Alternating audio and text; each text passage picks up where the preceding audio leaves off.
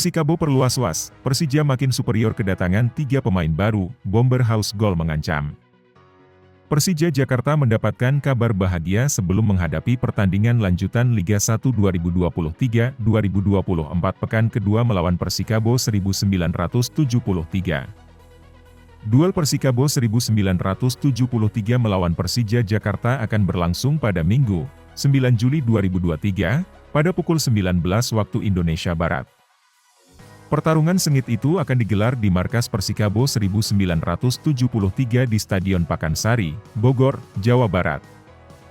Jelang bergulirnya laga itu, tim tamu Persija Jakarta mendapatkan kabar bahagia karena 3 amunisi baru sudah bergabung ke dalam tim. 3 pemain itu adalah Ondrej Kudela, Doni Tripamungkas, dan Marco Simic. Ketiganya sudah terlihat bergabung mengikuti latihan persiapan pertandingan melawan Persikabo 1973. 2 pemain yakni Ondrej Kudela dan Doni Tripamungkas sudah kembali dari cedera. Keduanya sudah bergabung dalam latihan reguler menjelang lawatan Persija Jakarta ke kandang Persikabo 1973. Ondrej Kudela maupun Doni Tripamungkas telah lama absen dalam persiapan Persija di kompetisi musim ini.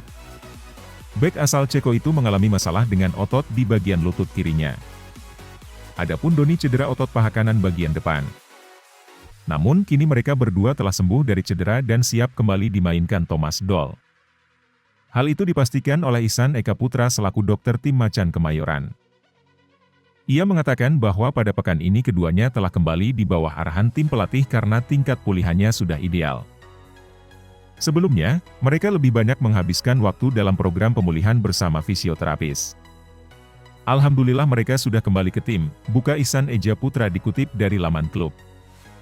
Titik cederanya membaik sehingga mereka sudah bisa berlatih normal bersama rekan-rekannya, terangnya. Dengan kembalinya Kudela bersama tim membuat stok barisan pertahanan Persija makin lengkap.